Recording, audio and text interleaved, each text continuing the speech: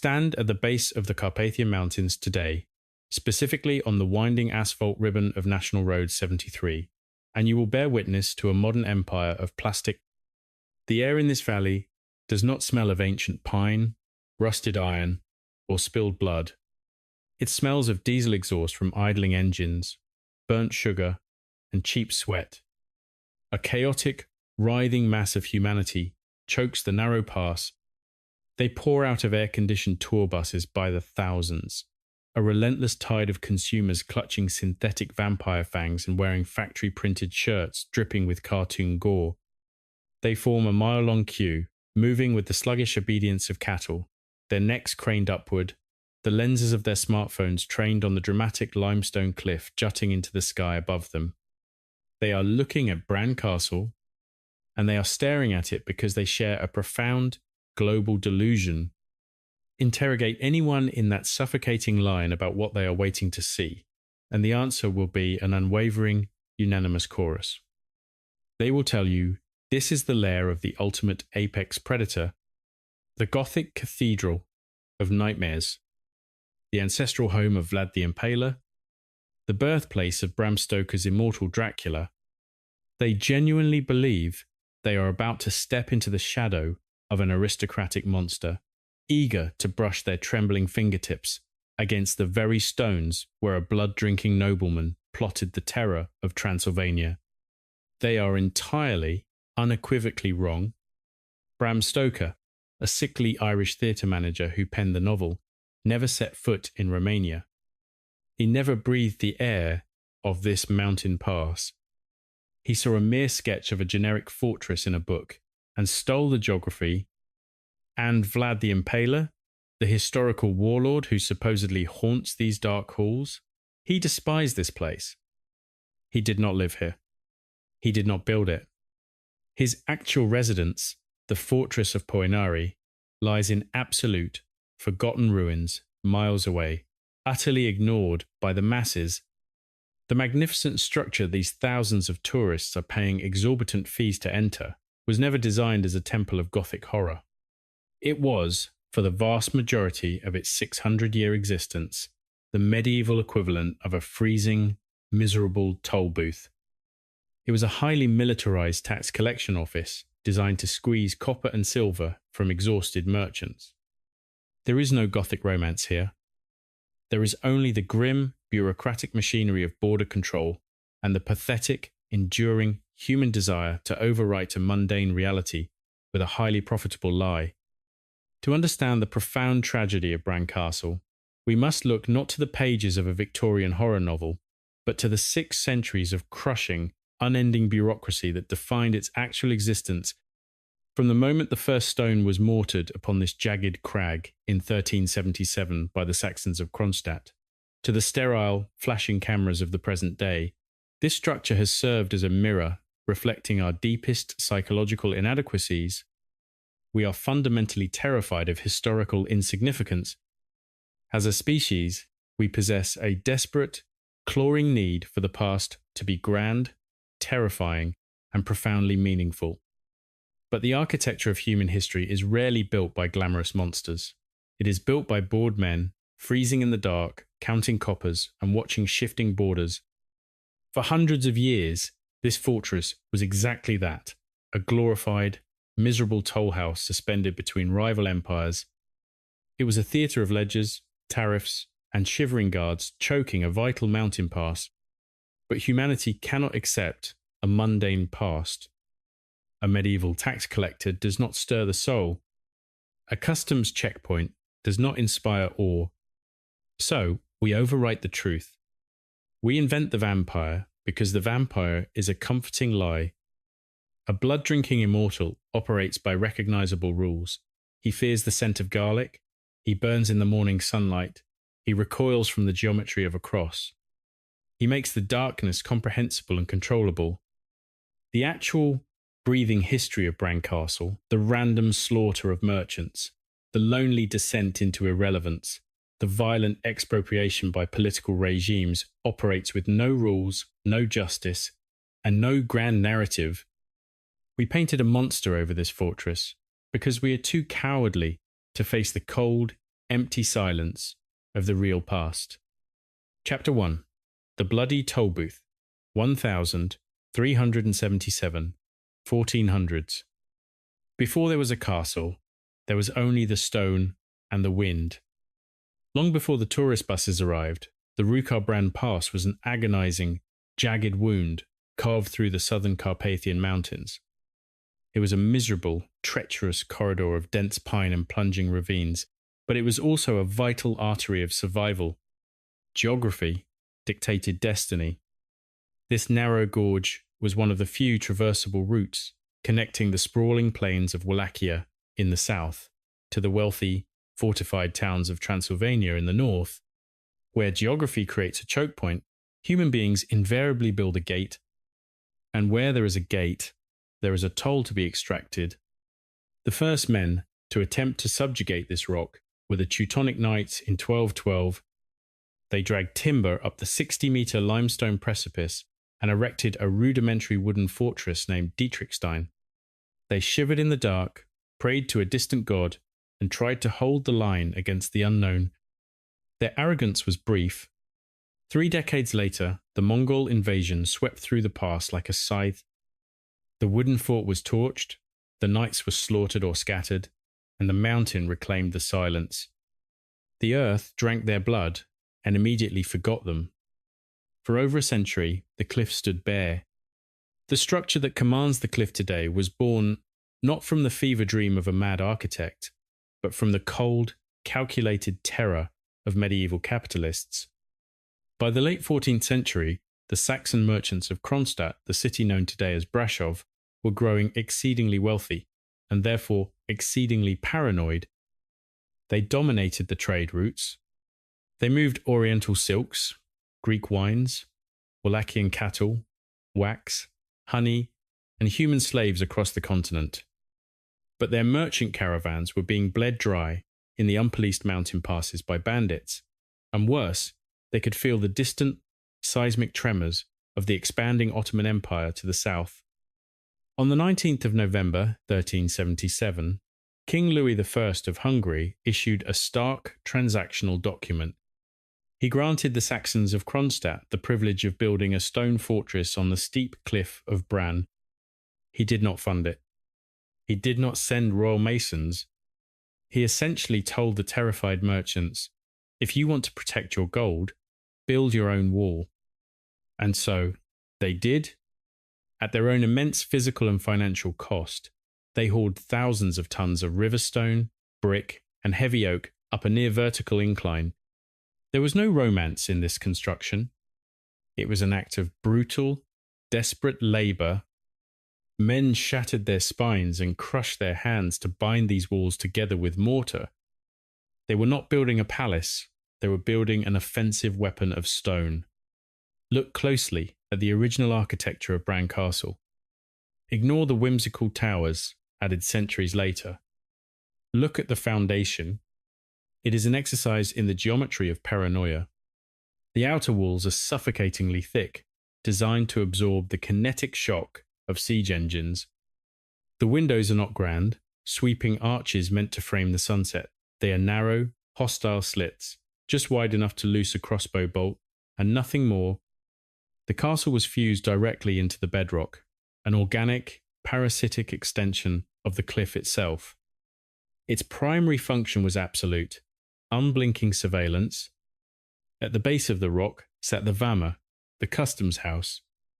Every merchant cart, every exhausted traveller, every flock of sheep that wished to cross the border had to stop in the freezing mud. They were forced to declare their goods, and they were forced to pay the tricesima, the 30th, a crushing 3% tax levied on the total value of their cargo. While the merchants argued and handed over their silver florins in the mud below, the garrison watched from above. Imagine the reality of the men stationed here in the early 1400s. A garrison of perhaps 30 to 40 mercenaries and professional soldiers, commanded by a castellan. The modern mind romanticizes the medieval knight, but the reality of a border guard at Bran was an existence of agonizing boredom, punctuated by absolute terror. Winter in the Carpathians is not a season, it is a predator.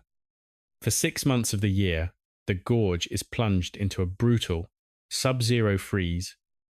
The dampness of the mountain air seeped through the porous stone, curling into the bones of the guards. Firewood was strictly rationed. The halls smelled constantly of wet wool, burning pitch, rancid animal fat, and unwashed bodies. They slept in cramped, freezing barracks. The ink in the ledgers froze solid. They suffered from scurvy, from dysentery, from the sheer, gnawing psychological isolation of being suspended between heaven and earth on a desolate rock. They were not fighting dragons or vampires. They were fighting frostbite. They were fighting the slow rot of their own minds as they stared into the black maw of the Wallachian forest, day after day, night after night. And they had every reason to be terrified of that forest. The money they collected was the lifeblood of the Hungarian kingdom's defence, but the geographic position of the castle made it the ultimate tripwire. By the mid-1400s, the Ottoman Empire had swallowed the Balkans. The Sultan's armies were massive, disciplined, and marching inexorably northward. Bran Castle was the cork in the bottle. If the Ottomans breached the pass, the wealthy cities of Transylvania would burn. The guards at Bran stood on the battlements, gripping their halberds with numb fingers, looking south over the tree line. They waited for the scream of the sentries. They waited for the smell of burning villages. They were the expendable watchers on the edge of the known world, but the immediate threat would not come from a distant sultan. The geopolitical nightmare of the 15th century was that Wallachia, the territory immediately to the south of the castle, was a volatile buffer state, constantly shifting alliances to survive. The politics of the region were beginning to boil over. The Saxon merchants, desperate to maintain their profit margins, began backing rival claimants to the Wallachian throne, playing a dangerous game of kingmaker. The mountain pass grew quiet, but it was the silence of a drawn breath. The guards continued to collect their coppers and freeze in the dark, entirely unaware that their political meddling had awakened something catastrophic in the south. A new warlord was rising to power in Wallachia, a prince who cared absolutely nothing for treaties, tariffs, or the delicate diplomacy of merchants.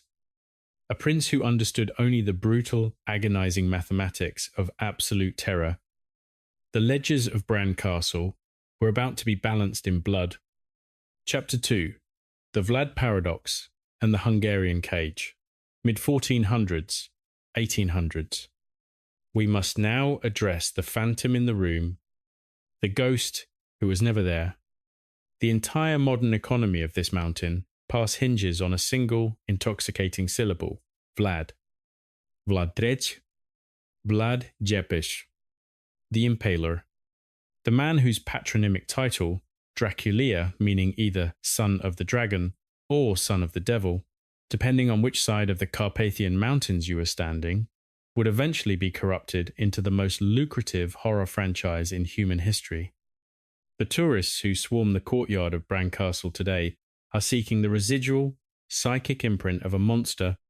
They want to stand in a bedchamber and imagine a brooding, aristocratic predator gazing out over the moonlit forest, swirling a goblet of blood. But history is violently allergic to our fantasies. If you wish to find the true psychological residue of Vlad the Impaler, you must leave this sanitized limestone cliff.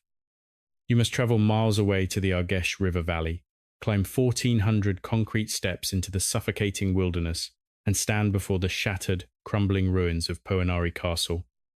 That was his fortress. That was the eagle's nest he built, using the forced, agonizing labor of his political enemies, working them until their clothes rotted off their bodies and they plummeted into the ravine below. Poenari is an architecture of pure spite. Bran Castle, by contrast, was built by the very people Vlad despised most in this world. To understand the relationship between the Impaler and Bran, you must strip away the Gothic romance and look strictly at the brutal economics of the 15th century. Vlad was the voivode, the prince of Wallachia. Wallachia was a meat grinder. It was a desperate, impoverished buffer state permanently caught beneath the crushing anvil of the Ottoman Empire to the south and the heavy hammer of the Hungarian kingdom to the north. Vlad's entire existence was defined by a frantic, paranoid struggle for survival. He had spent his youth as a political hostage in the Ottoman court, where he learned that the only currency more valuable than gold was absolute, unmitigated terror. He was not a monster by supernatural design.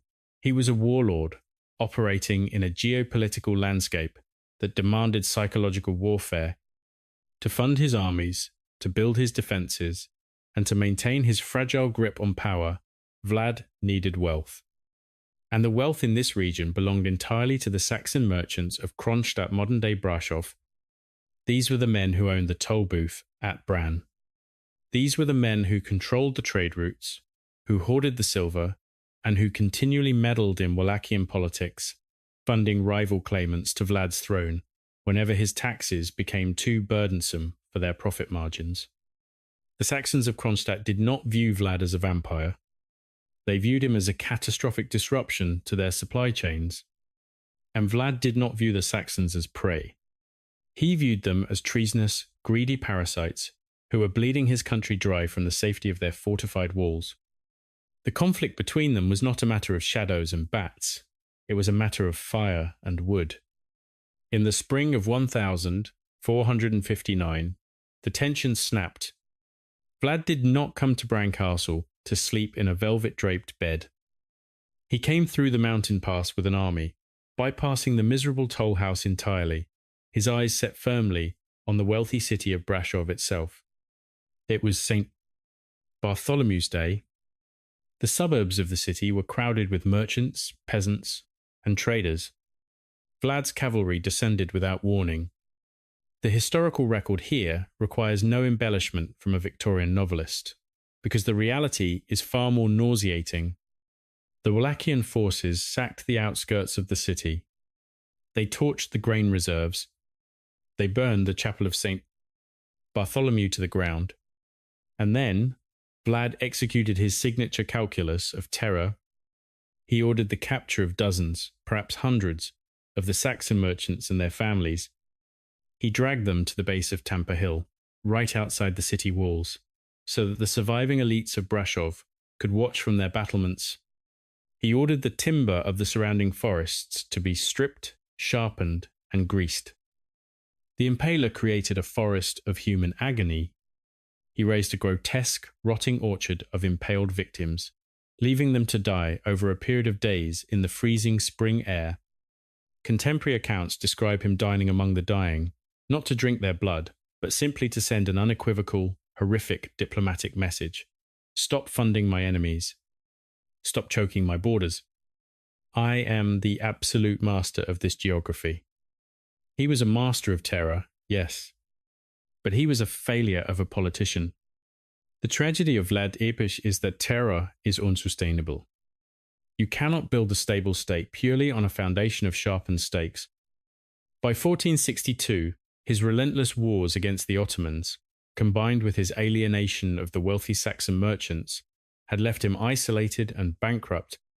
He fled north, seeking military aid from his supposed ally, the King of Hungary, Matthias Corvinus. Corvinus was a pragmatist. He looked at the Wallachian prince, weighed the political liabilities against the military benefits, and decided that Vlad was more valuable as a scapegoat than as a general. He had Vlad arrested, and here is where the absolute final irony of the Bran Castle myth is forged. Did the historical Dracula ever set foot inside the walls of this fortress? The historical consensus offers a pathetic, whispered perhaps, as Vlad was dragged in chains toward a 12-year imprisonment in the Hungarian fortress of Visegrad. His captors may have briefly halted at the Bran toll house. If, and it is a massive, historically dubious, if the Impaler ever stayed at Bran Castle, it was not as its dark master. He was shoved into a freezing, lightless oubliette in the bowels of the rock. He was a defeated, desperate political prisoner, shivering in the damp cold, listening to the very guards he once terrorized. counting their coppers in the rooms above him. He was not a god of the night. He was a caged animal, waiting for transport. With the death of Vlad in 1476, the sharpest spasm of violence in the region faded. But history did not reward Bran Castle with glory. It punished it with something far worse: irrelevance. As the centuries bled into one another, the geopolitical fault lines of Europe shifted. The Ottoman Empire's border moved. The artillery of the Renaissance made the castle's thick medieval walls obsolete. Cannons could shatter in an hour what took the Saxons years to build. The great trade routes evolved, moving away from the treacherous mountain passes and toward the open oceans. By the 1700s, the fierce, paranoid tollbooth had become an architectural gangrenous limb. Imagine the agonizing slow-motion collapse of this structure. The Hungarian kings, no longer needing a border fort, handed it back to the city of Brasov. The city, burdened by the immense cost of its upkeep, neglected it. The oak beams, which had absorbed the sweat of generations of shivering guards, began to succumb to dry rot. The mortar between the stones, once mixed with the desperate sweat of the medieval era, began to turn to dust and blow away in the Carpathian winds. The roof collapsed under the weight of heavy winter snows, allowing the freezing rain to pour directly into the empty barracks. There were no more merchants to tax. There were no more warlords to fear. There was only the creeping moss, the howling wind through the arrow slits, and the profound, crushing silence of an empty, forgotten building. It was a monument to the impermanence of human endeavour, a military machine left to rust in the dark. For nearly 200 years, the fortress on the cliff sat in a state of terminal decay. It was a rotting tooth in the jaw of the mountain, waiting to crumble entirely into the dirt. But buildings, like empires, rarely die when they are supposed to. As the calendar turned toward the 1920s, the map of Europe was violently redrawn once again by the slaughter of the First World War.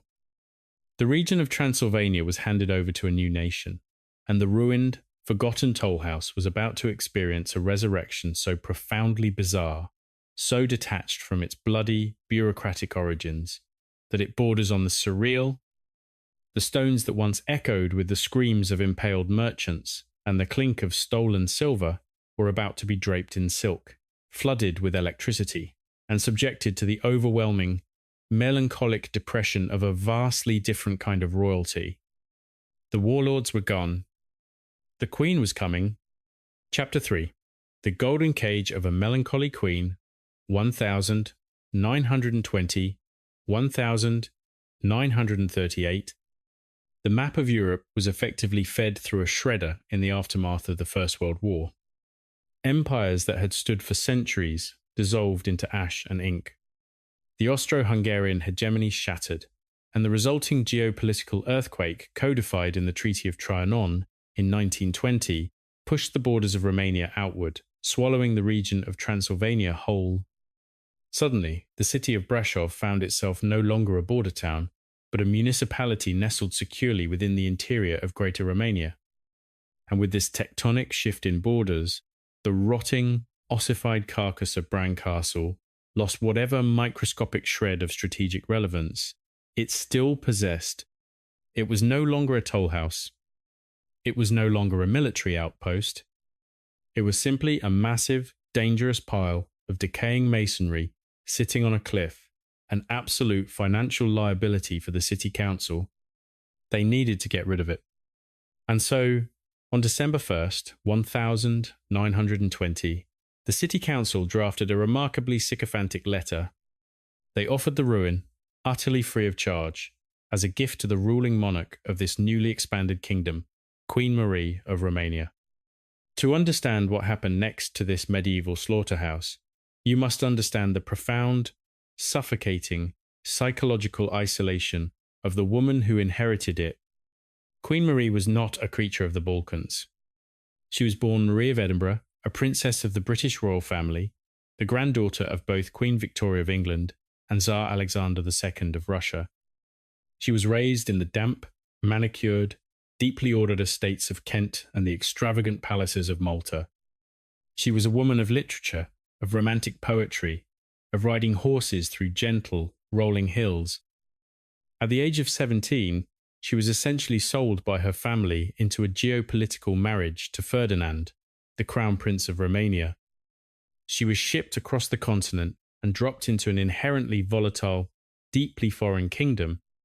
Her marriage was a cold, pragmatic arrangement, devoid of passion. She was surrounded by a court she found suffocating, constantly under surveillance, forever expected to perform the grueling, endless theatre of royalty. She was arguably the most beautiful and photographed monarch of her era in Europe, a global icon of glamour. But internally, she was drowning. Human beings, when trapped in circumstances they cannot control, will invariably attempt to build a sanctuary. They seek a physical manifestation of the control they lack in their internal lives. Queen Marie already had access to magnificent palaces. She had Pellesh Castle, a staggering, opulent masterpiece of German neo-Renaissance architecture in the Sinai Mountains. But Pellesh was a place of statecraft. It was a place where ambassadors argued, where kings died, where the heavy, crushing machinery of government operated. It was not a home, it was an office disguised as a chateau.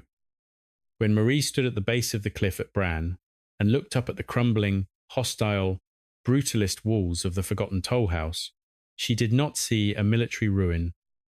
She saw a psychological fortress. She saw a place suspended above the earth, utterly disconnected from the modern world, accessible only by a single, steep, winding path. She saw a place where the noise of the 20th century could not reach her. She decided to drag this dead, medieval structure kicking and screaming into a manicured, romanticized fiction. The architectural transformation of Bran Castle under Queen Marie is a masterpiece of historical cognitive dissonance. She hired the Czech architect Karel Zdeněk-Lehmann, the same man who had worked on the royal palaces, and gave him an impossible directive: turn a cold, stone killing box into a cozy, bohemian dreamscape. The juxtaposition was entirely surreal. Imagine the brutal labour of installing early 20th century luxury into 14th century paranoia. The labourers had to chisel through solid bedrock and walls that were 12 feet thick just to lay copper wiring. The castle, which for centuries had known only the flickering, greasy light of animal fat torches, was suddenly flooded with the harsh, sterile glow of electric bulbs. Plumbers fought against medieval masonry to install running water and modern bathing facilities in rooms where mercenaries used to die of dysentery. They even carved a vertical shaft straight down through the solid limestone core of the mountain to install an electric elevator, allowing the Queen to bypass the exhausting climb and descend directly into the gardens below. The interior design was an exercise in aggressive, unrelenting romanticism.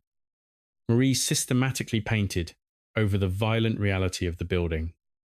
Where there had once been bare, freezing stone, she hung heavy, suffocatingly rich tapestries.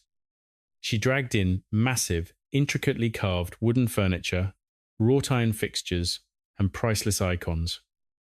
She blended heavy medieval aesthetics with traditional Romanian peasant art, creating a highly curated, deeply artificial theatre set.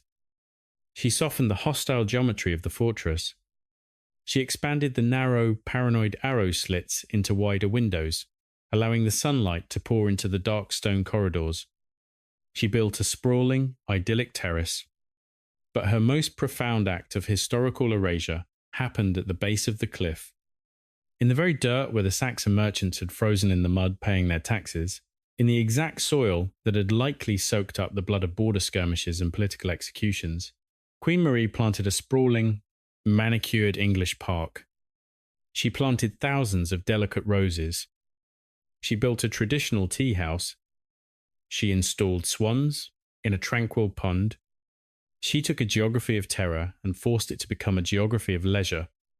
For nearly 2 decades, this became her golden cage. During the summers, she would retreat to Bran. She would dress in stylized, romanticized versions of traditional Romanian peasant clothing, a royal playing at simplicity. She would sit by the massive, carved stone fireplaces, reading poetry, writing her memoirs, and entertaining a highly selected, intimate circle of artists, minor nobility, and diplomats. While the political situation in Europe began its slow, inevitable slide toward the abyss of the Second World War, Marie drank tea in her garden. She surrounded herself with the scent of blooming roses and the absolute silence of the mountain pass. It was an act of deliberate, beautiful, and utterly tragic blindness. She had built a fortress against the world, but fortresses only work against armies. They do not work against time. Queen Marie's reign over her private fairy tale ended in July of 1938. She died at Pellishaw Castle, far from her beloved mountain retreat, but her final directives regarding her own physical remains perfectly encapsulate the agonizing, romantic melancholy that defined her entire existence. While her body was interred in the royal crypt at the Kurti Diargesh monastery, she requested that her actual physical heart be surgically removed. She ordered it placed inside a small, jewel-encrusted octagonal silver casket, which was then placed inside a larger, gilded silver box. Initially, this macabre, deeply romantic artifact was sent to another of her beloved retreats, the Stella Maris Chapel in Balchik, on the Black Sea coast. But geography, as always in this region, is a cruel master. When Romania was forced to cede that territory to Bulgaria in 1940, the heart was evacuated. It was brought here, to Bran. It was placed in a chapel carved directly into the rock of the mountain, just across the ravine from the castle. The ultimate symbol of her profound emotional attachment to this fortress. Even in death, she wanted to remain tethered to the one place where she felt she had exerted total control over her own narrative. For a brief suspended moment in history, Bran Castle was not a monument to a vampire, nor a toll house of blood. It was a beautiful, tragic monument to the loneliness of a displaced queen.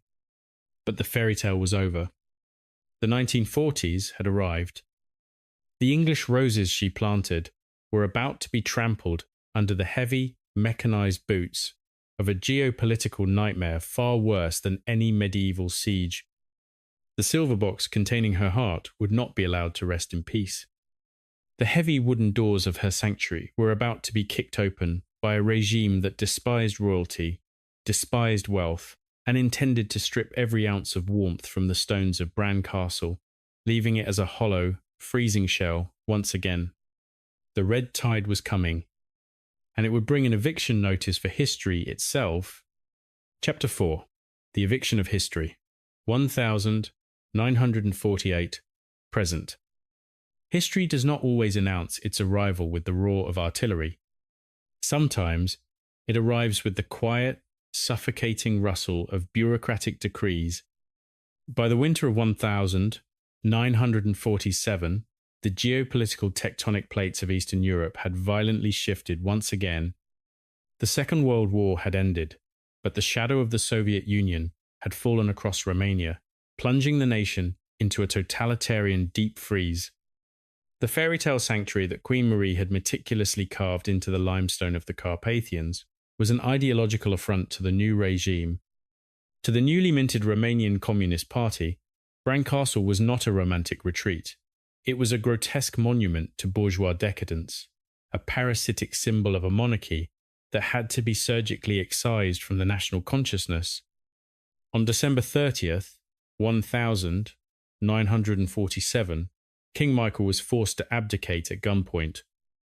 The royal family was given mere days to pack their entire existence and flee the country. At Bran, the eviction of history fell upon Queen Marie's daughter, Princess Ileana.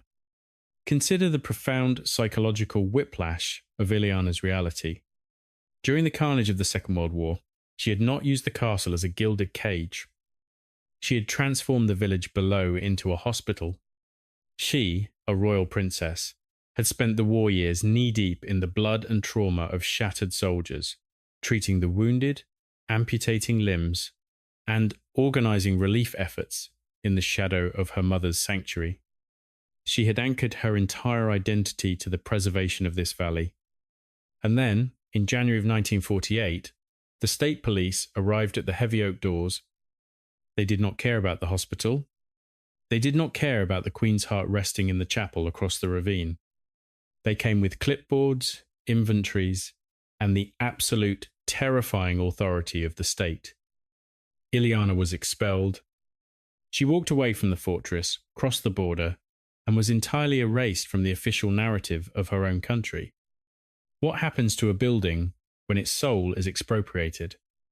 The communist regime nationalized Bran Castle, but they possessed no understanding of what to do with it. Totalitarianism is fundamentally incompatible with romanticism, and so they subjected the fortress to a systematic, brutal stripping of its identity. The heavy, intricately carved furniture imported by Queen Marie was dragged out and dispersed to various state institutions, or simply stolen by party officials. The priceless tapestries were pulled down, revealing the cold, hostile, medieval stonework beneath. The electricity was often cut. The heating systems failed. The damp, agonizing chill of the 14th century came creeping back up through the floorboards. For decades, the castle sat as a hollow, freezing shell. The state officially designated it a museum of feudalism, a sterile, propagandistic exercise designed to demonstrate the misery of the peasantry and the cruelty of the ruling class. They placed rusty torture devices which had entirely nothing to do with the castle's actual history as a toll booth in the empty rooms. They were not preserving history, they were weaponizing it.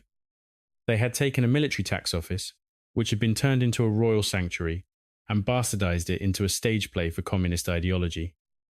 The castle was suffocating in the dark, entirely cut off from the Western world. And then came December 1989, the television broadcasts of Blood in the Snow in Bucharest, the hasty execution of the dictator Nicolae Ceausescu and his wife against a concrete wall. The Iron Curtain shattered, and Romania was suddenly, violently thrust out into the glaring light of the global capitalist market. The nation was politically free, but it was financially devastated. The infrastructure was rotting. The economy was a smouldering ruin. The newly formed democratic government looked desperately for anything, any resource, any commodity they could export to the wealthy West to generate hard currency. When they opened the borders, they found a massive, unexpected army waiting for them. But it was not an army of soldiers. It was an army of Western tourists. For 50 years, while Romania had been locked behind the Iron Curtain, the West had been feeding on a very specific, highly lucrative cinematic diet. Hollywood had taken Bram Stoker's obscure Victorian novel and exploded it into a multi-billion-dollar global franchise. There had been Bela Lugosi, Christopher Lee, endless comic books, Halloween costumes, and horror films. The West was absolutely obsessed with the geography of Transylvania, a geography they understood entirely through the lens of fiction. The tourists flooded through the newly opened Rucar-Bran pass, walked up to the hollow, freezing, stripped-down ruins of the medieval toll booth, and essentially demanded, with open wallets, "Where is the vampire?" Here, we witness the ultimate, tragic compromise of a desperate nation. The Romanian government possessed the factual history. They knew this was the fortress of the Saxon merchants. They knew it was the sanctuary of Queen Marie. They knew the historical Vlad the Impaler despised the place and that Bram Stoker had never seen it. They had a choice. They could educate the world about their authentic, complex, and painful history, or they could sell the world the cheap, plastic lie. The world was begging to buy. Poverty is an exceptional motivator. They chose to sell the lie. The transformation was absolute and unforgiving. The historical reality of the site was quietly shoved into the background, buried beneath an avalanche of synthetic horror. In 2006, the Romanian government legally returned the castle to the Habsburg heirs, the descendants of Princess Ileana. One might have assumed the family would restore the dignity of their grandmother's sanctuary.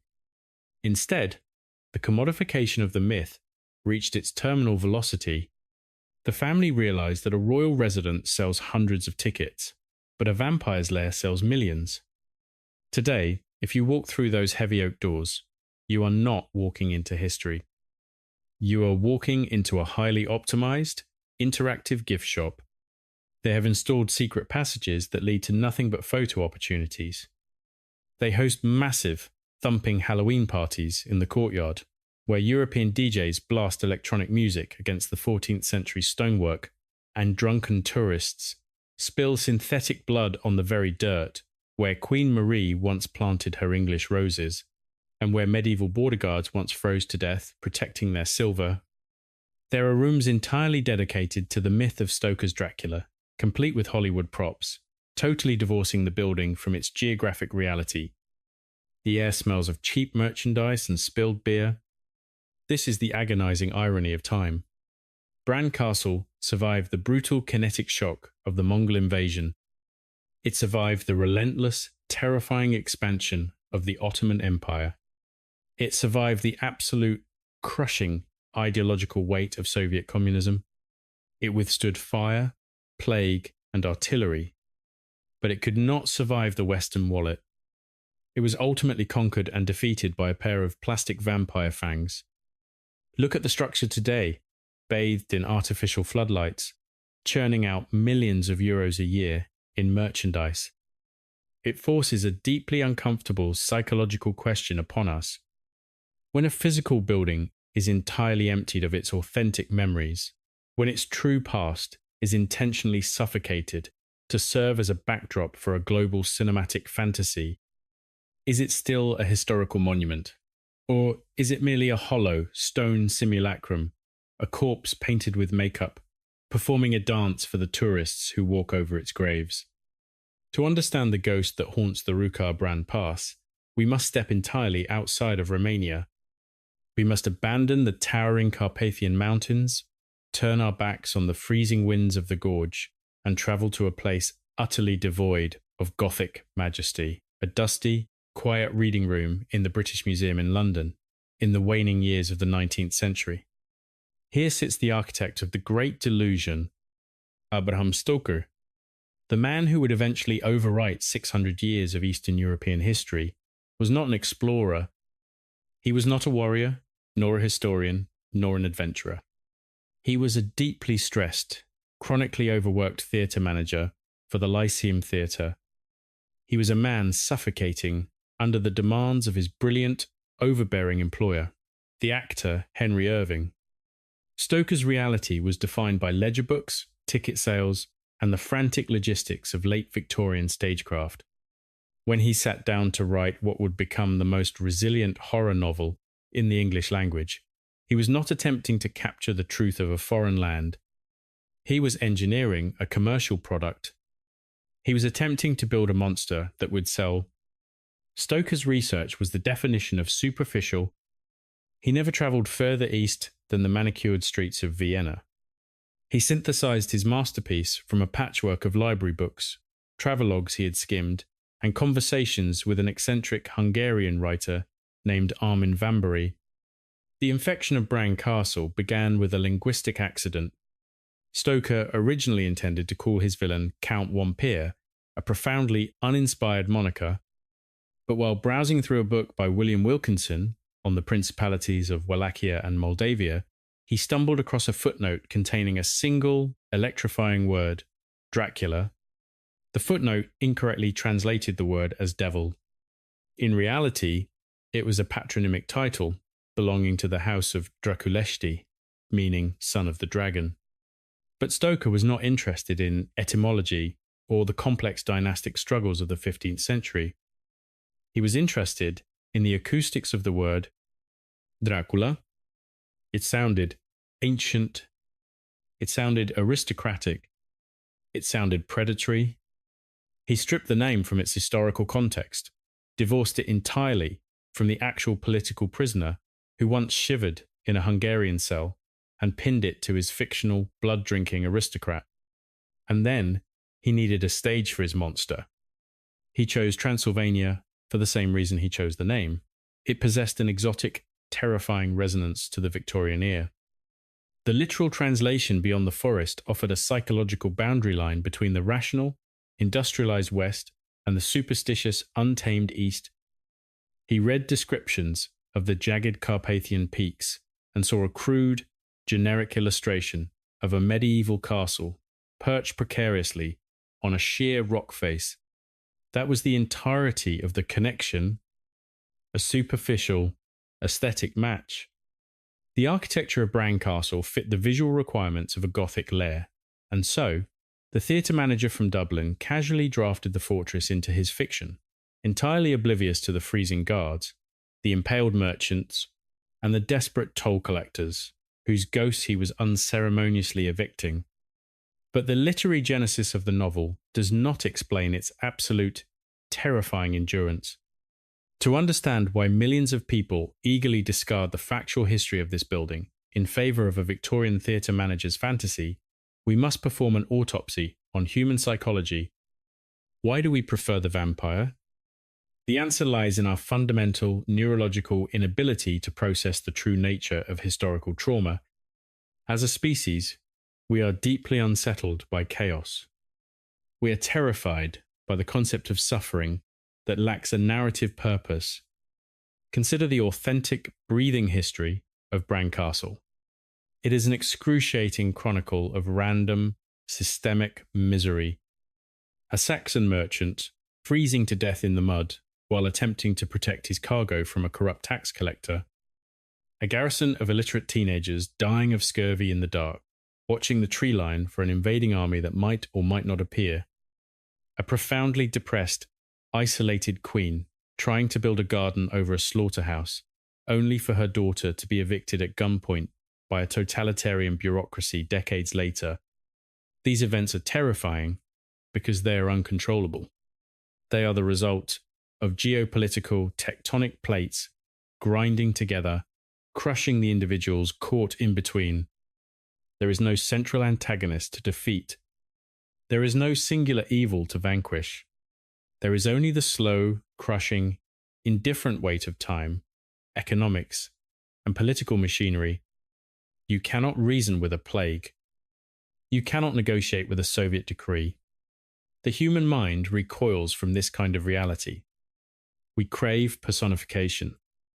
We desperately need our horrors to have a face. And so, we embrace Count Dracula. The vampire is the ultimate psychological coping mechanism.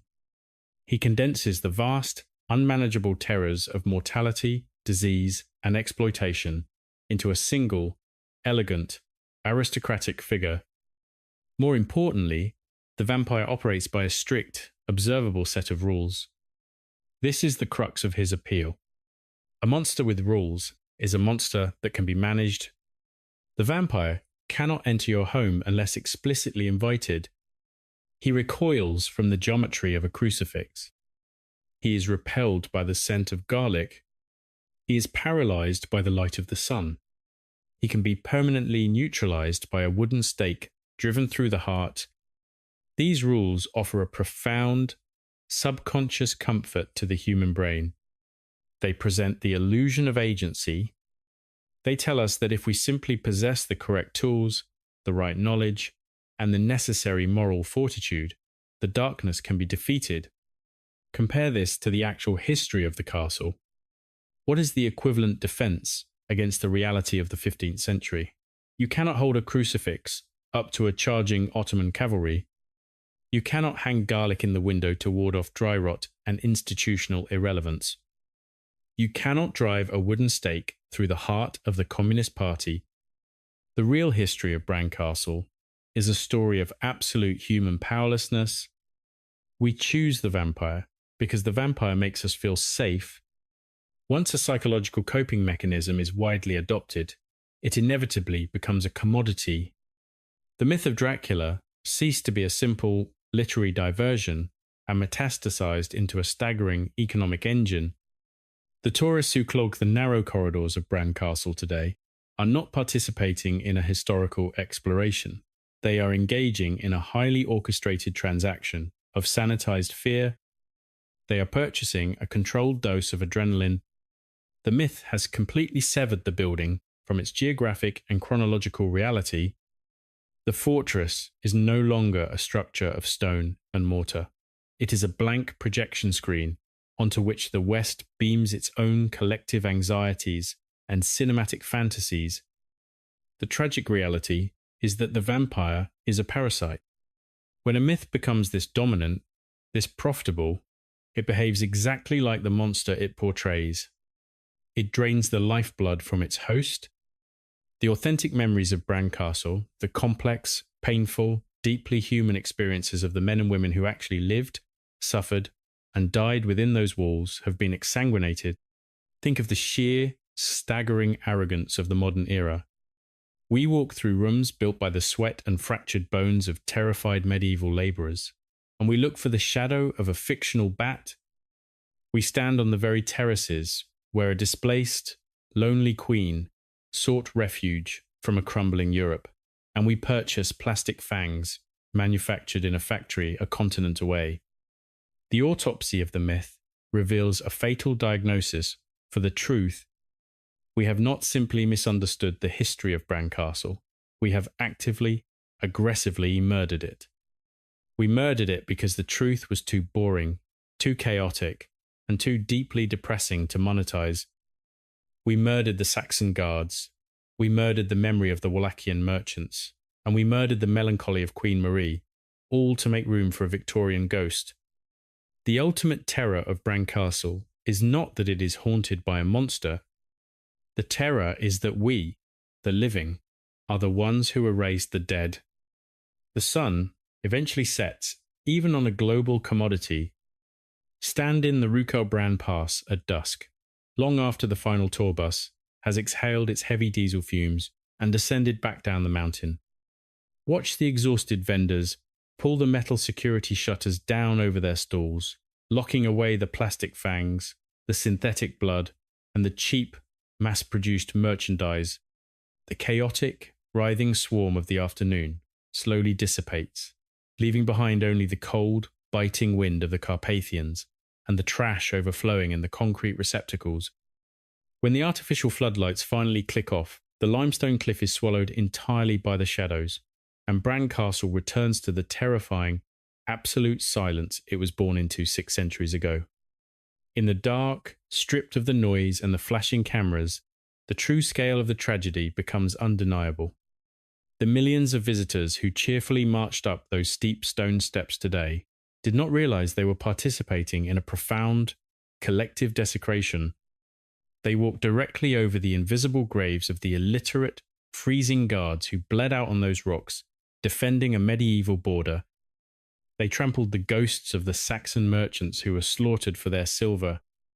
They laughed and took photographs on the exact terraces where a deeply isolated queen once wept for a crumbling empire, and where her daughter was violently erased by a totalitarian regime. The tourists leave nothing behind but their footprints and their currency, entirely blind to the invisible mountain of authentic human suffering they just treat it as a cinematic theme park. We build castles to outlast us. We stack stone upon stone to force the earth to remember our names, our borders, and our wealth. But stones possess no loyalty. They will willingly serve a warlord, a frightened tax collector, a depressed monarch, a communist bureaucrat, or a capitalist gift shop. The ultimate, agonizing irony of time is that it does not preserve the truth. It only preserves the architecture. Bran Castle stands in the darkness as a magnificent, rotting monument to our collective cowardice. We could not bear to look at the mundane, brutal, and profoundly tragic reality of our own human history, so we willingly painted a fictional monster over the blood of real men. There is, indeed, a ghost haunting this mountain pass, but it wears no cape and drinks no blood. It is the ghost of the truth, buried alive beneath 1,000,000 plastic souvenirs, screaming into the void of the gorge, while the world simply pays the admission fee and walks on by.